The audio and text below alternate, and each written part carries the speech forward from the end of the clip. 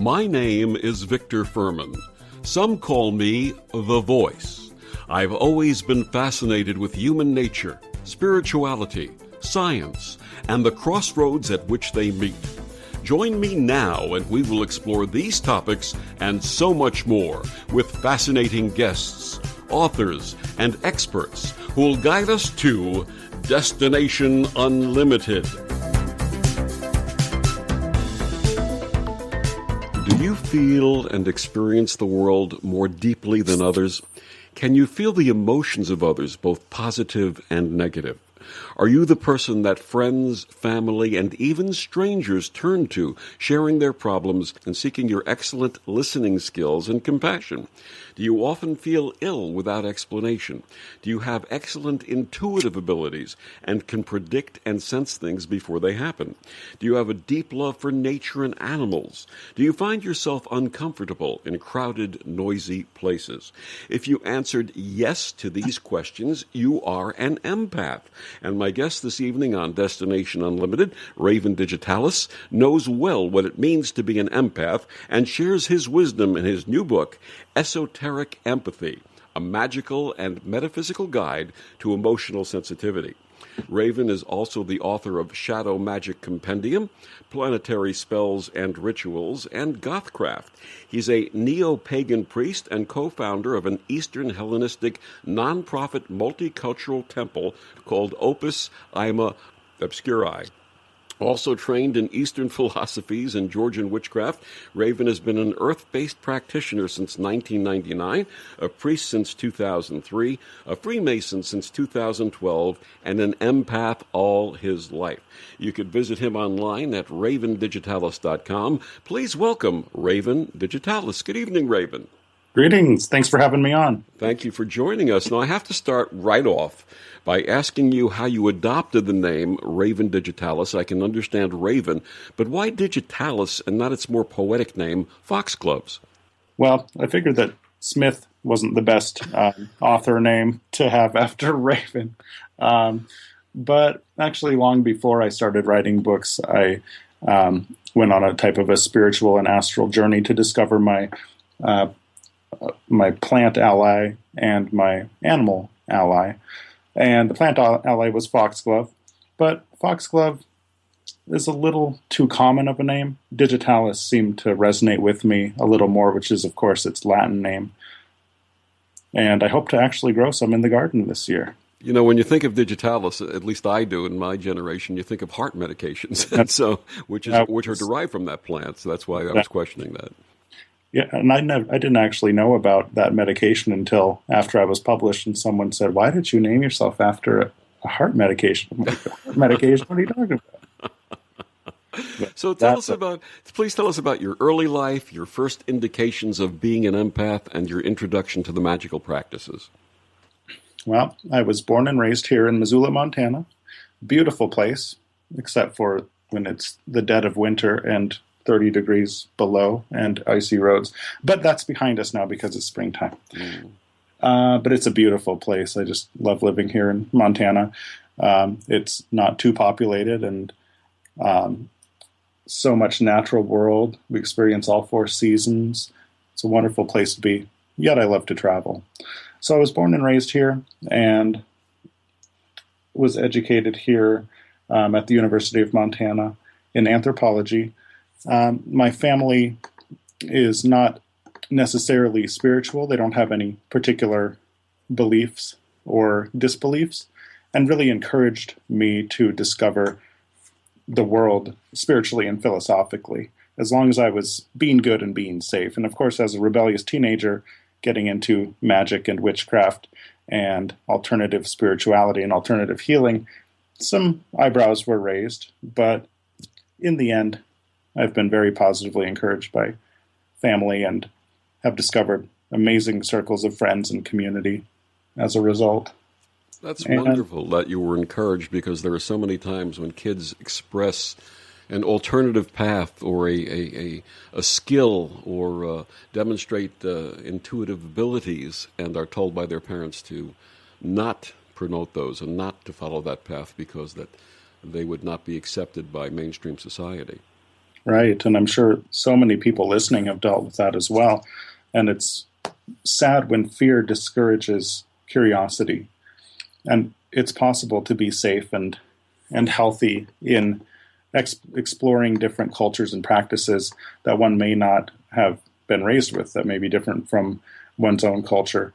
And I'd like to think that as we develop as a society, as a global society in the 21st century, some of those walls of fear will start to dissipate, and people can more freely explore with less fear. Um, but that level of curiosity is something that people should always hold on to. And even when people are discouraged by their parents, by their family in their practices, I think it's possible to make some concessions to satisfy the family without completely giving into that. I have a lot of people, young people, get a hold of me who say, my family won't let me practice alternative spirituality or anything besides an Abrahamic faith. What do I do? And I say, well, I think you should keep it internal and still do research and still do minor practices. But meditation is key. Reading is key. Researching. You don't have to perform a large ritual every full moon necessarily. You can do something very small. So I think there are ways that people can adapt and modify their explorations. Did your initial research into these various paths and practices start by reading, or did you find people of like mind and practice together? Like a lot of younger people, it actually came from cinema, from the movies. That's kind of where my initial interests arose. So I saw The Craft and Practical Magic and Little Buddha and other very mystical and magical films and Charmed TV show. So that kind of jumped me into the alternative spirituality movement. And from there, I started doing a lot of reading and research and then also interacting with people who are more seasoned than I. And your sense about energy, your empathic abilities, how did they first manifest for you? When I was in high school, about 16 years old or so, I was starting to hang out with people who were a bit unsavory, as a lot of people do at that time in their life. And I would also have a tendency to be very super social. I'm not quite as social these days, but every day after high school, I would go and socialize with one group or another and really put my energy, spread it very thin among lots of people, different groups and crowds, and also kind of adopt different beliefs or humors or practices in each social group. So I was really spreading myself too thin in hindsight. But I remember one occasion where I had a bit of a mental breakdown in high school during, in between classes, where the energy was just too much to handle. I was crying and couldn't handle being around people at all anymore, and I didn't know why. I didn't know what was going on. So I walked down the block, a few blocks away, to the home of a spiritual elder, the mother of a friend of mine who now lives in Alaska. And she had been advising me on alternative spiritual practices for a few months before that when I had met her. But she said to me, "You're obviously an empath." And I said, "I don't know what that means." And she explained to me that an empath is somebody who experiences higher amounts of empathy than is considered average or normal. And she explained to me the ins and outs of emotional energy and how these energies can naturally be absorbed by people who are highly empathic. And it can sometimes push them out of their bodies and make them feel like their spirit is caving in. And it can cause all sorts of difficulties and challenges and ailments, which, of course, ride alongside one's own internal landscape. So that's what was happening to me, and it was very clear. And so at that point, I began studying emotions and empathy and psychicism more and more after that point. Were you familiar with the character of Counselor Troy on the Star Trek series? It's funny, I never got into Star Trek, but as soon as I started writing this empathy book 6 years ago, I quickly became familiar with Deanna Troi and with Jem, the empath character from one of the early episodes. And so I actually watched some of those episodes as part of my research, sitting in the bathtub, drinking wine, watching Star Trek, having research. That's wonderful research, absolutely. It's interesting how the portrayal of Counselor Deanna Troi, a Betazoid or a Betazed, was given as an introduction to a lot of people who said, something, I feel like that sometimes, and sort of gave them the identity of what an empath is all about. Right. And I credit Carlin McLaren, who's an author and I believe a psychotherapist and she's with Sounds True books, as popularizing the term empath as a descriptive term for an individual in the late 80s, early 90s. And of course, Star Trek was before that. But that really did start to awaken people through, again, cinema, through media, so people could say, hey, I'm kind of like that. I'm kind of like this character. Where did this come from? And maybe began saying, maybe I'm not crazy. Maybe these feelings I'm experiencing are natural and normal for me.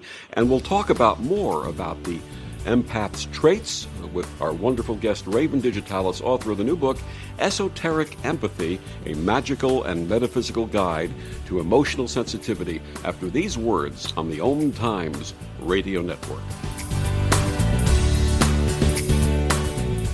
OMTimes Magazine is one of the leading online content providers of positivity, wellness, and personal empowerment. A philanthropic organization, their net proceeds are funneled to support worldwide charity initiatives via Humanity Healing International. Through their commitment to creating community and providing conscious content, they aspire to uplift humanity on a global scale. OMTimes, co-creating a more conscious lifestyle. They say that car crashes happen in slow motion. The reality is that crashes happen fast. There's no time to think and no time to check if your child is in the right car seat. Car crashes are a leading killer of children 1 to 13. Are your kids in the right seat for their age and size? Don't think you know. Know you know. Get more info at safercar.gov/the-right-seat. A message from the National Highway Traffic Safety Administration and the Ad Council. Circle of Hearts Radio is a sanctuary on the airwaves. Join me, Grandmother Elia, in the circle on Sunday, 2 p.m. Eastern, as I share information to both enlighten and nourish your soul.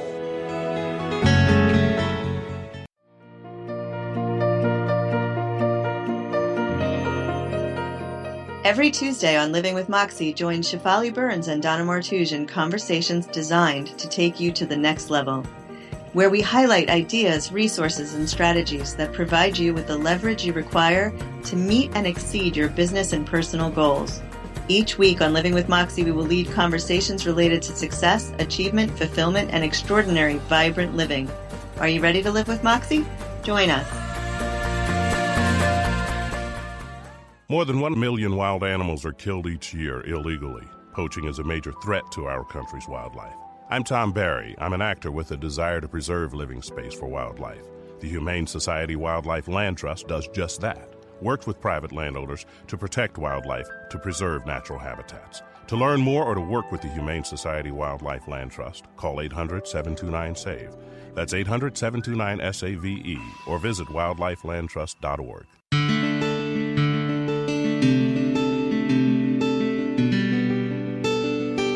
And we're back on Destination Unlimited. My guest this evening, Raven Digitalis, author of the new book, Esoteric Empathy, a Magical and Metaphysical Guide to Emotional Sensitivity. So, Raven, prior to the break, we were talking a little bit about empaths and the traits of empaths.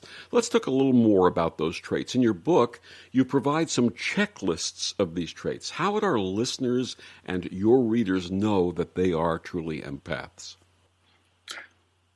I should first say that everybody has some amount of empathy. That's just part of life as a human, or even as an animal, and some would argue even as a plant. So empathy is a very natural and normal part of the human experience. Empathy can be described as the experience of emotionally stepping into another person or animal or just another or environment, another reality, emotionally merging with another emotion, which is external. So if you notice yourself talking to somebody and they scratch their chin, and then suddenly you find yourself scratching your chin, well, that's the scientific occurrence of contagion. That's the mirror neurons at work, mimicking the other person unconsciously in order to bond, in order to form an empathic bond on an unconscious level. So a lot of the time, empathy occurs on an unconscious level. Empathy strictly implies emotion, though. So if I'm around somebody who's feeling very nervous and agitated, my own heart might start to beat and palpitate faster, and I'll absorb that experience. So it's up to me to realize that that's occurring and what to do with those energies and with that experience. So for somebody to identify as an empath means that they experience empathy at a much higher or more frequent rate than what is considered average or normal. And just like with any label, people can choose to take on a label or not to, just like with psychicism. Everybody's psychic. That's just part of functioning. That's how we function as a species and how other species function as well. It's a very natural and normal thing. But if somebody experiences psychic premonition and different types of psychic phenomena on an everyday, consistent, overloaded basis, then they could easily consider themselves a psychic. So everybody's an empath to one degree or another. But to call oneself an empath is kind of to claim one's power. Everybody's a developing empath, I would say. Now, to the point you were just making, is there a difference between being empathic and being psychic, and are the two traits mutually exclusive? I don't think the two traits are mutually exclusive. For a lot of people, they will experience a lot of empathy and little psychicism. For others, they'll experience a lot of psychicism and a little bit of empathy. There are some people who experience high amounts of both, and that can be extremely overwhelming, and I've met a few people like that. But for the most part, I think emotional psychicism or empathy and mental psychicism, or just, psychicism in general, they kind of are like a scale, with empathy on one side of the scale and traditional psychicism on the other. So when one is increased, the other is decreased. That's what I've found through my experience. And sometimes if my empathy is very low, my psychicism will be increased. But it's different for everybody, really. Everybody has a different constitution. And like I said, I consider empathy to be emotional psychicism, though it is completely natural and normal. So informational psychicism. Yes, so I think... Does that get enhanced then as the emotional psychicism declines? I do believe so. From my experiences, it does. Again, it might be different for others, but I know for me, if I'm feeling extremely empathetic and just kind of living by my emotion with every interaction and experiencing the emotion, I'm less mentally acute. I'm less mentally perceptive and therefore less psychically perceptive. Okay, I understand the connection you're making. So that checklist that you have of empathic traits, please share some of those with our listeners. Yeah, so some of those traits are the tendency to absorb or become the emotions around you, the ability to relate to a wide variety of people and perspectives, difficulty in distinguishing one's emotions from others, having an emotional depth that seems unusual or unconventional, a generally kind and easygoing, compassionate personality, the ability to communicate with anybody on their level, regardless of who they are, and also frequently mirroring other people's mannerisms and expressions and even accents, usually unconsciously. And also if friends and even perfect strangers feel like they can tell you anything, that's a sign of an empath. An empathic connection. Now, what is the energy that an empath puts out that enables others to say, this is a person I can talk to and trust?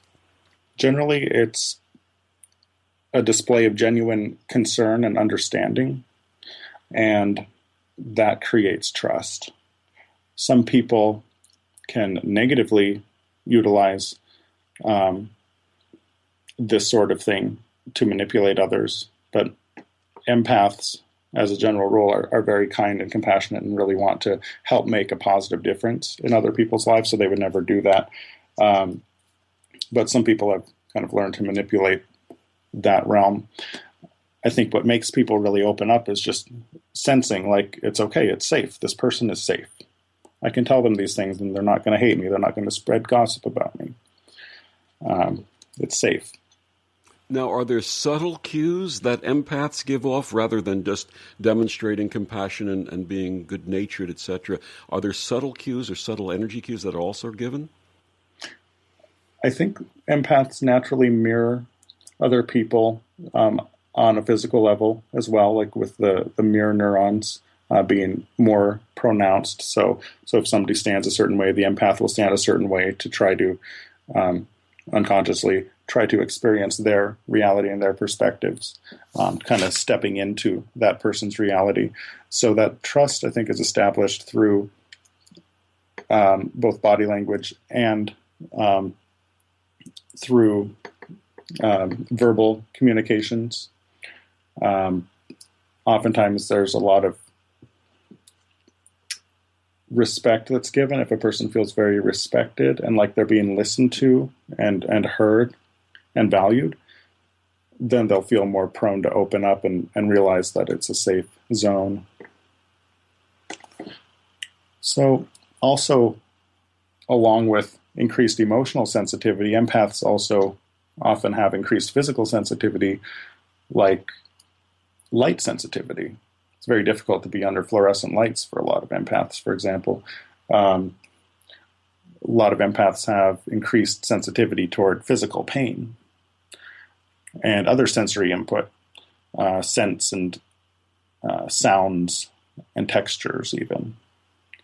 So I believe the other senses are enhanced when empathy is enhanced. Now, you had mentioned some of those traits like being able to have enhanced sense of pain and sensitivity to light. What are some of the other upsides and downsides of being an empath?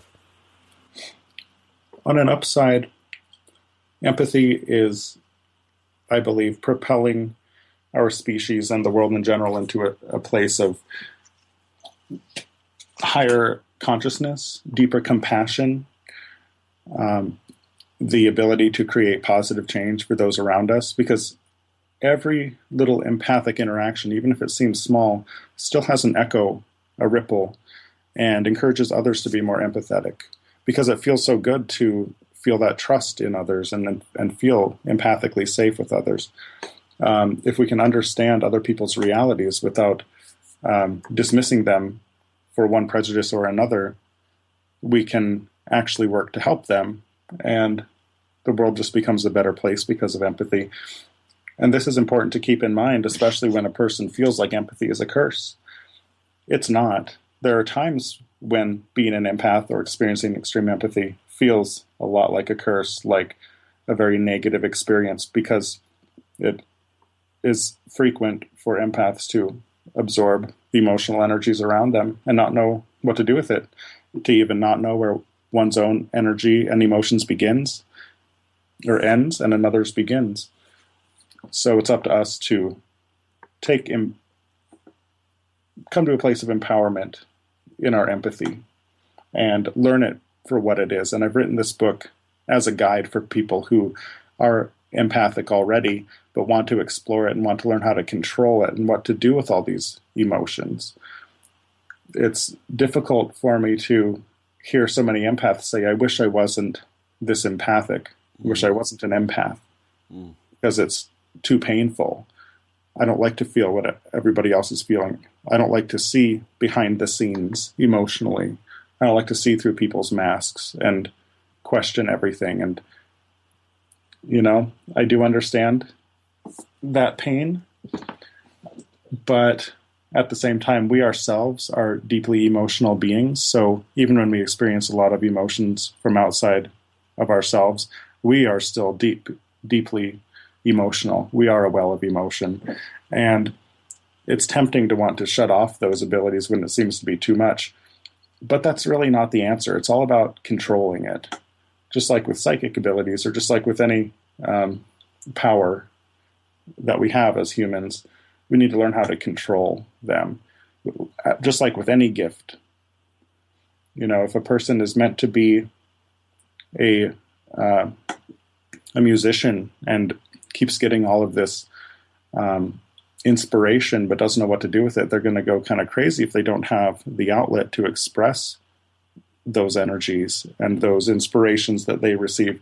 So just the same with empaths. We have to learn what works for us and what helps us evolve emotionally and empathetically to become the best empaths we can be, because we can be very empowered in this path and not always see ourselves as a victim, because that victim mentality and victim consciousness is dangerous, and life is too short to just give in to the negative. And our world is in desperate need of people who are truly empathic and have those gifts and can bring them to others, because without them, I don't know what our future looks like. My guest is Raven Digitalis. He's the author of the new book, Esoteric Empathy, excuse me. Wow, a magical and metaphysical guide to emotional sensitivity. Raven, please tell our listeners where they can find out more about you and your book. You can find out more about me at my website, ravendigitalis.com. That's one word, lowercase, raven like the bird, and digitalis like the plant, which is digital with an IS at the end, .com, or facebook.com/ravendigitalis. And we'll be back with more of Raven and Esoteric Empathy after these words from the OMTimes Radio Network.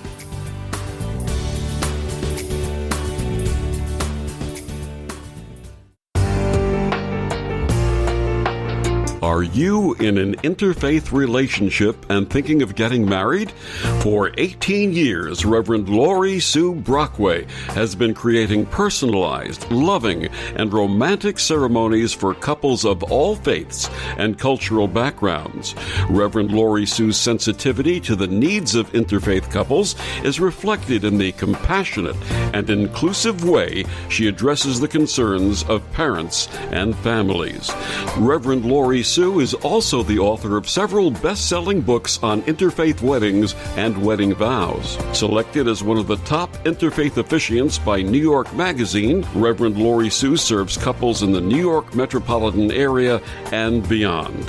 Find out more at her website, yourinterfaithwedding.com.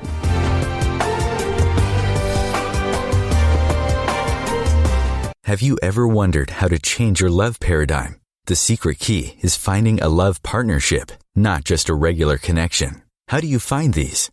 Through conscious relationships. Ascending Hearts Dating is a dating site for people like you that believes in second chances and a different type of spiritual connection. Try Ascending Hearts for free today at ascendinghearts.com and change your love paradigm. Ascending Hearts, the premier dating community for the spiritually awake. I'm Paul George of the Indiana Pacers. When I was 6, my days were spent playing basketball. When I was 6, my dream was to make it to the NBA. When I was 6, my mom had a stroke. So I want you to learn to spot a stroke fast. F-A-S-T. F, face drooping. A, arm weakness. S, speech difficulty.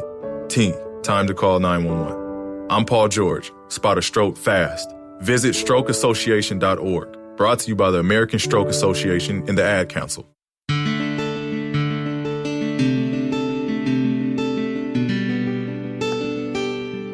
And we're back on Destination Unlimited. My guest this evening, Raven Digitalis, author of the book Esoteric Empathy, a magical and metaphysical guide to emotional sensitivity.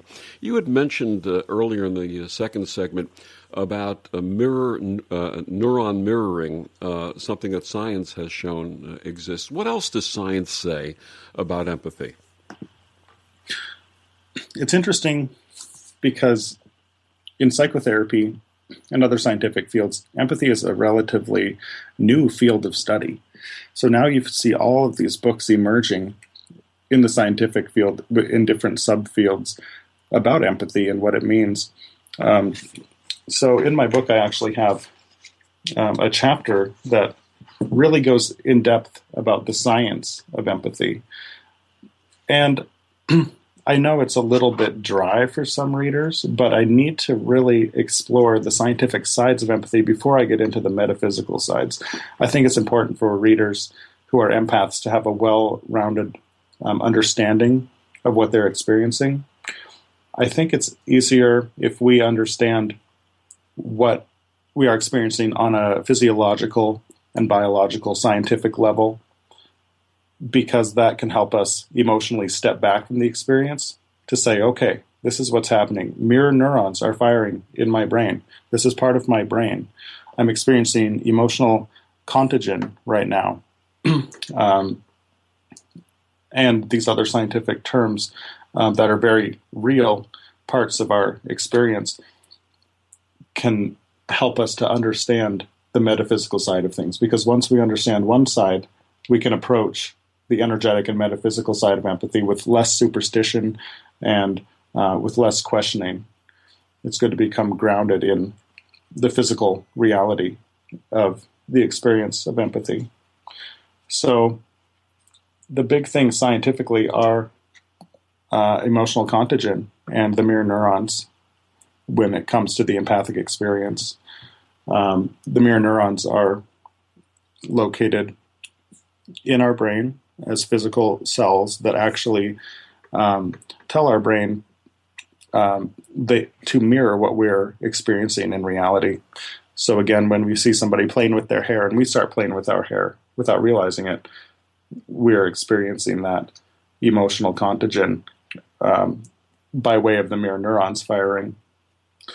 So it's very much a scientific experience that also has naturally energetic implications as well.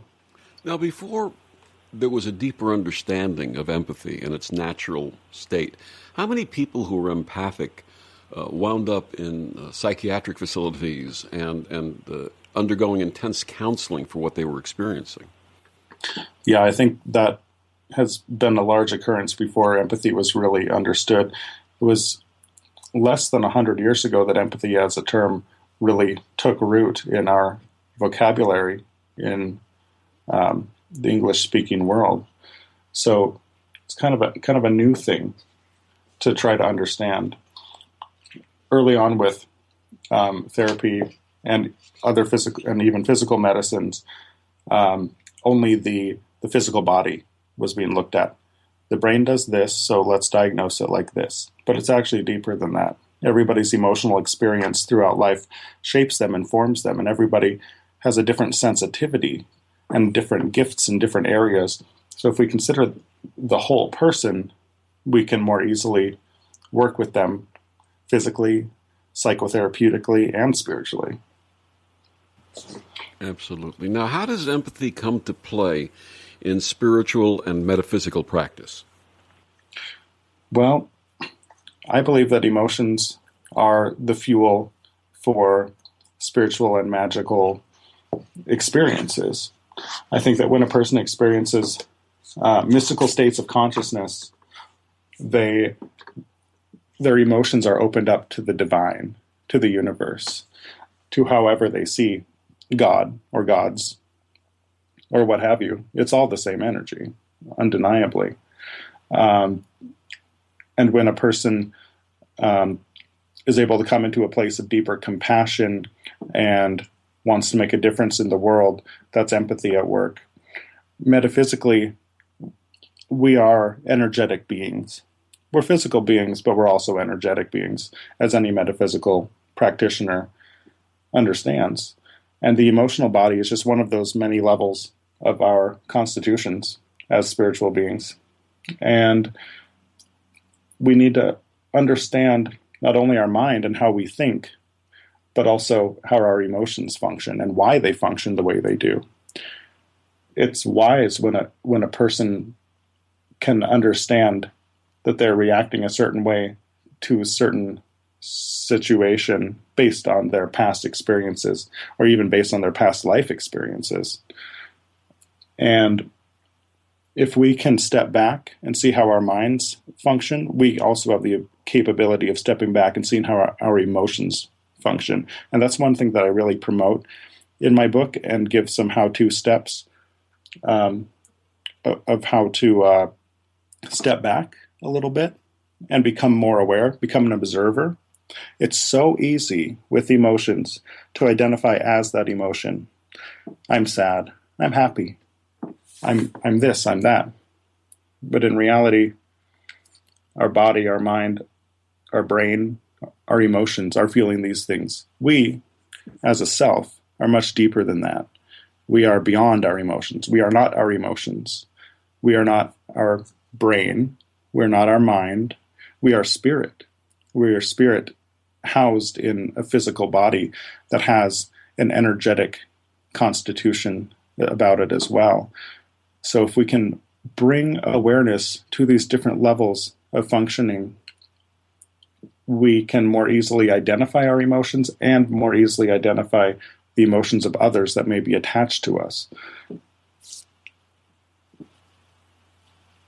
Okay, and with reference to people who are highly empathic, how can empaths protect themselves from some of the negative effects that may be experienced? There are so many ways that empaths and psychics and people in general can protect themselves. For empaths in particular, there are a number of stones and herbs and tools and charms and different magical items. Some would call magical, some would call metaphysical, that can really help us in our daily life. For example, if I'm feeling very overwhelmed, extremely overwhelmed by emotions on a certain day, whether it's mine or others, I'm going to put on or carry some black tourmaline.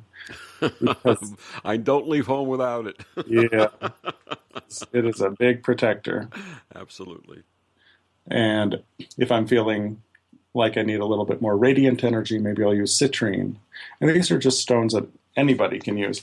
But in my book, Esoteric Empathy, I really dive into other tools from different cultures, from everything from Vedic Hinduism to hoodoo and witchcraft and Wicca and other cultures that employ charms and tools that we can use.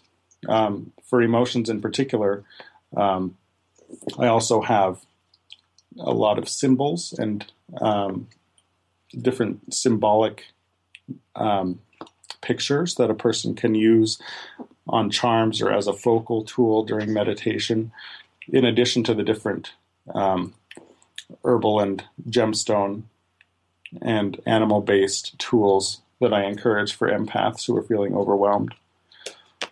Even something as simple as taking a salt bath or rubbing salt on oneself in the shower can do a lot energetically. And it's just so interesting how the mind and the body and the emotions are interconnected so deeply. If we focus on one, we naturally help heal the other systems. Sometimes if a person is feeling extremely energetically overloaded and they haven't taken a shower for a week, I'll say first go take a shower. Absolutely. Because, physical cleanliness does a lot for mental and emotional cleanliness. So it's just little things like that. If a person isn't sleeping very well, and they're experiencing extreme amounts of empathy that are making them feel suicidal, I'm like, okay, why don't you try to get your sleep cycle in order and then think about some daily practice like yoga and meditation that you can integrate into your day, and then come back to me and tell me how you feel. Just little adjustments that might seem insignificant can actually go a long way empathetically. Now, in energy work, we talk a lot about grounding. What advice do you give about grounding? So it's very easy for empaths who live in their emotional bodies to forget to come back to ground. So another thing that my original spiritual teacher, Sonia, taught me back in high school is to ground yourself constantly as an empath. So that was one of my first empathic lessons. So I would often lay on the ground and just imagine myself sinking into the earth beneath me. That's not always possible for everybody in the daily routine. But visualization is always there. It's always available. If a person's feeling extremely overwhelmed at work and has a very social job like retail, they can always take a quick break in the bathroom, do some deep breathing and visualization to recharge. There's always an option. We're not victims to what we're experiencing, even if we're overloaded and overwhelmed. But back in high school, this teacher, she helped me make a bracelet that I wore hidden on my upper arm. And this bracelet was Velcro and leather and had stones glued inside of it. It was a grounding bracelet, so it had these little polished gemstones like hematite and obsidian and other grounding stones in it that would allow me to stick it on real quick and ground down instantly. And little techniques like that really go a long way. And simple visualization of people who are good at visualization, of just seeing themselves connected to the earth and rooted to the earth like a tree. I find that effective for me myself.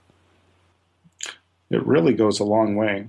Simple visualization and moving of the body through yoga can have a profound effect. And breathing techniques like pranayama also. Our guest tonight is Raven Digitalis. He's the author of the book Esoteric Empathy, and we'll be back with Raven and more of the life of an empath and how to deal with empathic challenges that you may encounter after these words from the OMTimes Radio Network.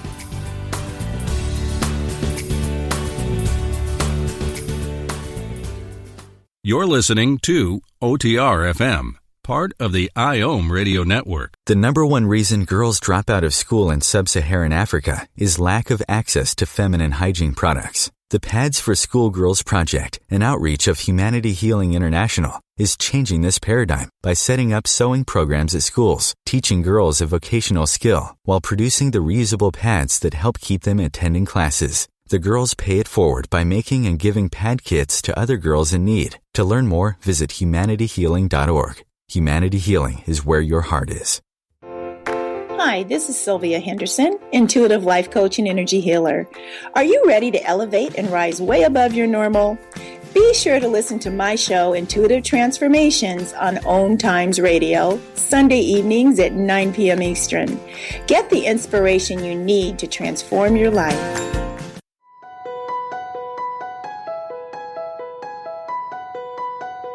Hello, I'm Miriam Knight of New Consciousness Review, inviting you to my new show where I interview the rising stars of the conscious awakening.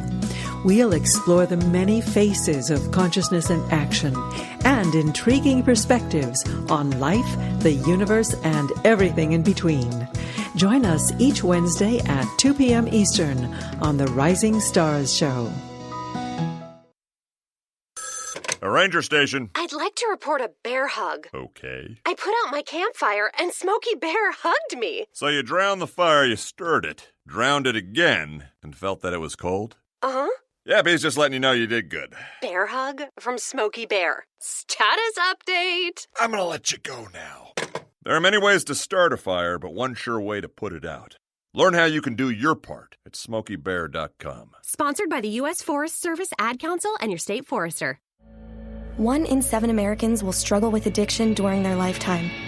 Want to know how you can help? Go to heretolisten.com for tips and tools to help turn addiction around.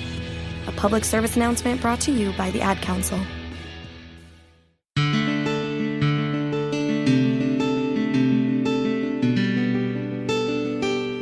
And we're back on Destination Unlimited. My guest this evening, Raven Digitalis, author of Esoteric Empathy, a magical and metaphysical guide to emotional sensitivity. So we were talking a little bit about techniques that empaths can use to protect themselves from the negative effects that they may be experiencing. You also offer a wonderful series of exercises and practices, including some wonderful Kabbalistic meditations. Please share some of that with our listeners.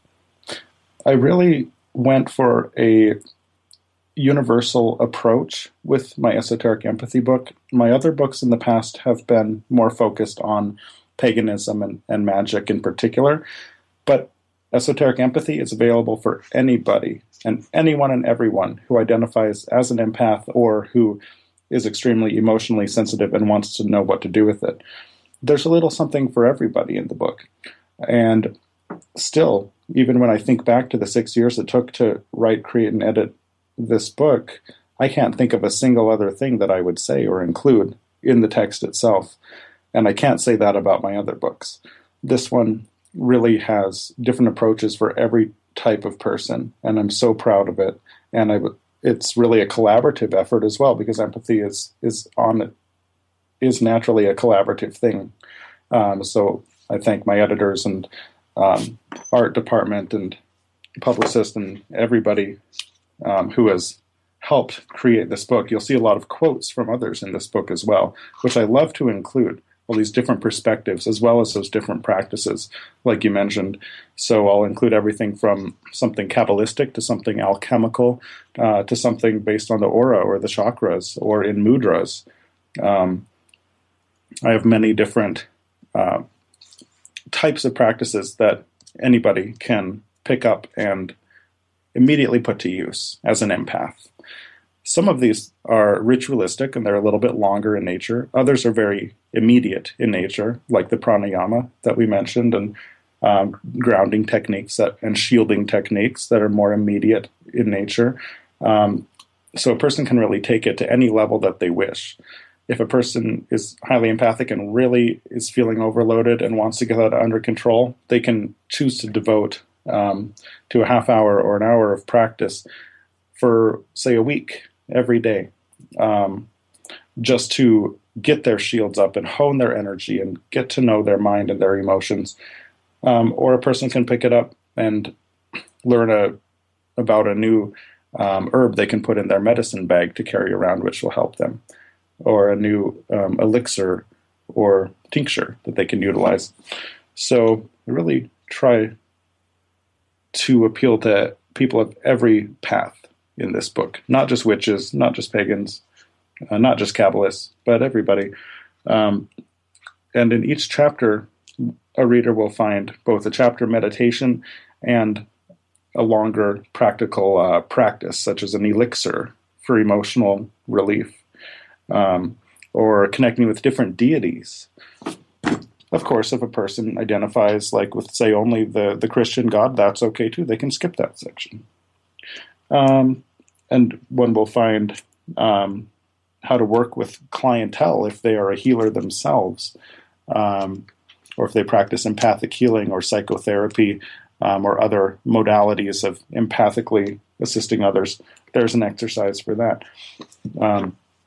There's also an exercise working with the European god Baphomet, which some people will find really appealing and others won't really vibrate with it so much. So I'm proud of this well-rounded approach, and I hope it serves readers well. Now, you also chart how empathic types correspond to different earth energies in alignment. Please explain. There's this belief that I've encountered throughout my empathic research, especially in the psychic and New Age spheres, that promotes different types of empaths. So some people identify as a crystal empath, an animal empath, a physical empath, and others. The list goes on and on. And my argument in one section of this book is that there's only one type of empath, and that's an emotional empath, because empathy itself implies emotion strictly. Now, if a person is, for example, experiencing the physical pains of another person, they would be more easily classified as a medical intuitive, which I believe falls under the earth element, like you mentioned. The psychic realm, I believe, falls under the air element for the mind. Empathy itself falls under water for the emotions. The ability to create change or hands-on healing or extreme Reiki or massage therapy ability, I believe, fall under fire as an element. So I have this little map in one of the first sections of the book where people can map where they are, like as their primary gifts, where their primary gifts are located. So for me, I'm primarily in the water area is where I would put myself. Another person might put themselves empathically closer to between water and earth, which in a neo-pagan system would be northwest. So a person can map out where they are energetically and where their gifts lie. And this is all laid out in one of the practical exercises in the book. Do you also map astrological types to empaths? It's funny because a lot of people mistake being a water sign for being more highly empathic. It's actually a bit more complicated than that. It's true that water signs are notoriously very empathetic. Personally, I'm a Leo, I'm a fire sign, but I have a Pisces moon in tropical modern astrology. So I could say that Pisces moon, being a water sign, is connected, and it definitely has some play in it. But we're complicated creatures. I mean, a person's astrology is just kind of a blueprint for their general character and who they are. And I would say synchronizes based on past life experiences. A person comes into a certain astrological configuration based on their past experiences of their soul. But it's not there for us to feel victim to. You know, I am not going to say that I can go out and be a bastard because I have a Scorpio rising, which I do. So, I mean, I have a tendency to get feisty if I'm feeling too overloaded or threatened in any way. But that doesn't give me the right to be like that. It just gives me another challenge to work on to invoke compassion into that configuration. So astrology does play a role, but it's not the only role. Yeah. Now, you talked about compassion, and that's one of the most beautiful attributes of empaths. But for many of us, it's hard to draw the line between compassion for those worthy of it and those who are constantly needy. What advice do you offer to keep balance in this? Empaths are notoriously taken advantage of if they don't have a healthy amount of discernment and discretion. And that's something that I really like to promote for empaths, is to be very discerning and not just believe everything that they're told or that everybody says. It's very easy to do that. Empaths can be very gullible if they're not controlled in their abilities. Empaths are easily manipulated and taken advantage of because if a person is prone to using others or taking advantage of them, they will more easily gravitate toward empaths because empaths are more willing to give that emotional energy. And I've experienced that a lot in my early years. And so many empathic people I know have done the same. But it's one of those things we need to take as a learning experience. And honestly, some empaths are in terribly abusive relationships or really unhealthy friendships or connections or occupations or social circles because they feel obligated to give their energy to those who feel they need it or want it. So when a person is able to empower themselves as an empath, they can step back and see where their energy is going. So by monitoring one's own energy and seeing where it's going, and if it's actually being productive and actually helping make a difference positively, then we can analyze our experiences further and make changes if we need to. Can empathy be switched on and off by using intention, and is there an inherent danger in doing that? That's a great question, and it's one that comes up in a lot of forums, empathic forums online and whatnot. I don't think empathy can be shut off, but it can be manipulated.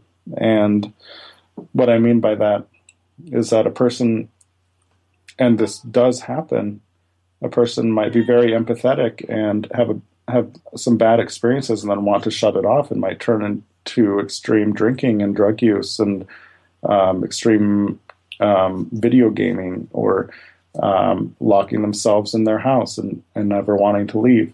A person might become extremely defensive because they don't want anybody to get to know them emotionally because it feels dangerous. So there are all these things that these negative ways that highly empathic people can react, which seem like solutions at the time, but are actually very unhealthy and spiritually detrimental. So, but it's never too late. I think that even if a person does enter that sort of behavioral coping model, I think they can work themselves out of it safely as well. And I do give some techniques in my book for that. And many other authors who explore empathy give some wonderful techniques for safely reawakening and utilizing empathy. I would argue that someone who's very empathetic won't become a terrible, callous, destructive person, though. They won't start to cause harm to others, because there's always a part of the self that realizes that's wrong. Absolutely. My wonderful guest this evening, Raven Digitalis, his new book, Esoteric Empathy, a Magical and Metaphysical Guide to Emotional Sensitivity. Raven, please tell our listeners where they can get your book and find out more about your work. Well, thank you, everybody, for listening, and I hope I've reached some empaths tonight. And feel free to reach out to me anytime if you would like to just say hello, or would like a tarot reading or spiritual consultation. You can find me on my website, ravendigitalis.com, or at facebook.com/ravendigitalis. And thank you all for the support, and I wish you the best. Namaste. Blessed be. And the same to you, Raven. Thank you for joining us tonight, and thanks to everyone for listening to Destination Unlimited. I'm Victor the Voice Furman. Have a wonderful week.